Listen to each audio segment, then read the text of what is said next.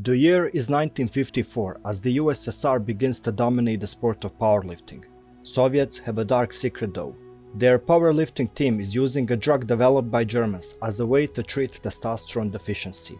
Around this time, Soviet team doctor allegedly reveals his team's use of testosterone injections to the US weightlifting doctor John Ziegler, who begins his work on creating a refined synthesis technique to produce a compound with the muscle-building benefits of testosterone, but without androgenic side effects, such as prostate enlargement.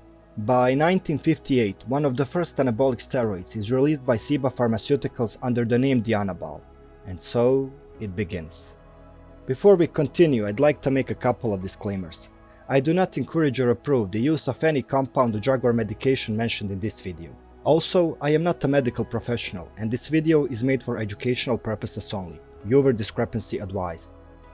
Performance-enhancing drugs have been used in pretty much every type of sport there is.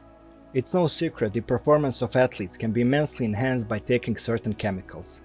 As we all know, anabolic steroids are by far the most popular choice in traditional sports, but many other compounds are also abused by athletes, like growth hormone, peptides, and even insulin. There is a lot of evidence that high stakes such as high money prices combined with competition undermine fair conduct among participants. The larger the stakes are, the more likely we are to cheat, and in today's esports, the stakes are for sure very high. For example, Dota 2's biggest event, the International, surpassed $40 million in prize money last year. With so much money at stake, it's safe to assume that teams and players will seek out all possible advantages they can get over their competition. So, are performance-enhancing drugs being considered? The use of prohibited medications, drugs or treatments by players with the intention of improving performance is called doping. The word itself is attributed to Dutch word dope, referring to trica-like opium derivative used by ancient Greek athletes to boost performance as far as back as 777 BC. So yeah, juicing is as old as the sport itself. Anyway, to succeed in traditional sports, an athlete needs stamina, speed, strength, and that's precisely what anabolic steroids do. They enhance physical abilities beyond natural limits. But a professional gamer doesn't really need physical strength or stamina. So, taking anabolic steroids would be absurd. However, the use of drugs in order to enhance memory, learning, attention and mental ability has been well documented among esports players. Most of the evidence we have comes directly from gamers themselves. The earliest instance I was able to find of performance-enhancing drug use in esports was 2008's professional gaming documentary Frag, spotlighting the upcoming FPS scene of late 1990s and early 2000s. The documentary is showcasing players utilizing pharmaceuticals to stay up for as long as 36 hours while practicing, sometimes resulting in malnutrition, heart failure or even strokes. More than 10 industry affiliates, from organizers to players to journalists, are quoted in the documentary referring to prevalent drug use in order to enhance gaming performance at high-stakes competitions, especially tranquilizers, Adderall, Ritalin, but even amphetamines, including methamphetamine and crystal meth. According to statements from multiple players, Adderall seems to be the most popular choice among professional gamers. It is a prescription medication used in treating sleep disorder and attention deficit hyperactivity disorder. In addition to this, there are other types of drugs being abused by professional gamers, which names I won't even attempt to pronounce, but you can see them on screen right now. So yeah, an average pro gamer might be using more meds than your 80-year-old grandma. You may think the esports Wild West style phase was limited to 1990s and early 2000s, but you would be mistaken because similar allegations continue strong to this day. In April of 2015, Eurogamer published an article that delved into the issue, interviewing anonymous professional gamer and showcasing his journey from one-off Adderall use into a full-fledged addiction. Later the same year, a professional CSGO player, Samphis, while being interviewed, offhandedly mentioned that every member of his team had used Adderall during a recent tournament. In subsequent interviews, Samphis mentioned that Cloud9 had used the drug during a lengthy losing streak, mentioning that Adderall heightened the response times and improved the reflexes, which are key skills for fast-paced reflex-based FPS like CSGO. This comment immediately caused official responses and journalistic think pieces about long-buried issue of drug abuse in esports. His teammates and Cloud9 owner immediately denied the allegations, while tournament organizer Electronic Sports League or ESL, the largest of its kind, announced an immediate investigation as well as plans to instate regulations and testing policies to combat the issue. This 2015 event sparked the talk about performance-enhancing drug use in esports, but despite mainstream media coverage at the time, failed to produce any significant results. Over the years, multiple gamers have come out and spoke about drug abuse. For example, a retired Overwatch pro claimed during a live stream that at least 20 players in Overwatch League use Adderall.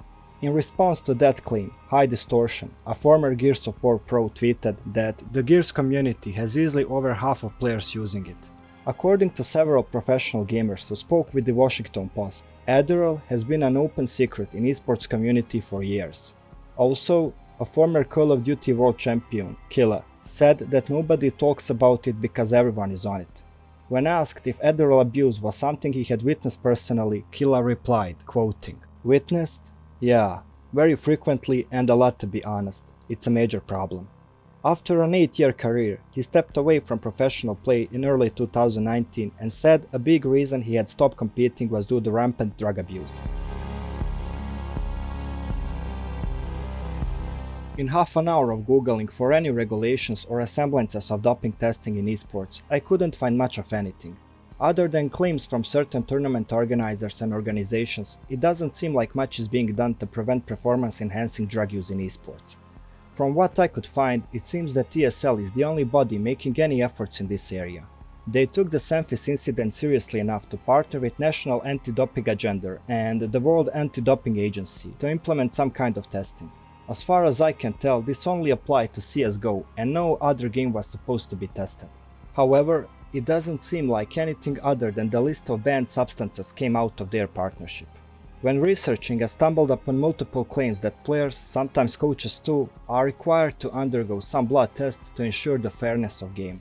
However, given that I have not found any cases where players have been banned for substance abuse or even evidence of tests carried out, I must conclude that one of two things is happening here. Either, in practice, testing isn't being done at all, or the results are being overlooked and ignored.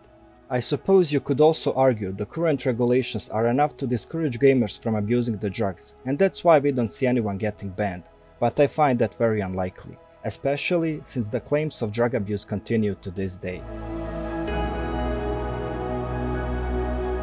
As of this moment, there have been no scientific studies to determine whether Adderall has any positive impacts on gameplay, thus granting an unfair advantage. Also, every single drug scandal has originated from only one game genre, FPS. There are no recorded instances of any professional gamer in any other game genre admitting or accusing others of using drugs to enhance their abilities. Even players themselves have mixed opinions on whether Adderall is a performance enhancer or not. However, Maria St. Pierre, a clinical project manager in the Neurological Clinical Research Institute at Massachusetts General Hospital, believes there are clear advantages to those who use the medication. Also, as with any drug, abusing Adderall can have long-term consequences. St. Pierre said, quoting, "Physically, Adderall is like taking speed or meth. Psychologically, not only is it a highly addictive drug, but it can also cause psychosis and paranoia. So even if the drug had no positive impacts on gameplay, it should still be banned since the health of players could be jeopardized." At this moment, the esports scene doesn't have the funding to institute testing at anything but the highest levels of competition, and that might be the main obstacle to esports drug regulation. Meanwhile, ESL claims they spend an excess of $40,000 per year on drug testing. While that sum would be more than manageable for publisher-backed leagues like League of Legends Championship Series or Overwatch League, very few smaller tournament organizers have the means necessary to implement drug testing. There is also the problem of organizing testing for online tournaments not held in one physical location. Esports leagues and tournament organizers must grapple with these questions and arguments, because the clear-cut solutions just aren't there yet. Even if finances weren't an issue, an outright ban on ADHD medication risks hurting players with legitimate prescriptions. But if organizers allow those with prescriptions to use it, they encourage players to seek them illegitimately. Completely ignoring the issue can cause competitors, fans, and spectators to question the integrity of esports as a whole, not to mention any potential dangers for players themselves. A correction is unlikely to come from the professional gamers, since competitors will do anything it takes to win. Also, given the potential benefits team may receive from players abusing the drugs, such as better tournament earnings, it's unlikely esports teams will make unified push for PED ban. There is also no initiative from fans to incorporate drug testing. Once they reach the point of doubting the integrity of match results, they will make it clear.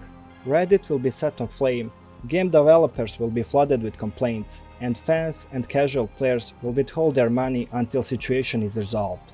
We all know how loud gamers can be when they want to. But, since we are not there yet, is there anything we can or should do?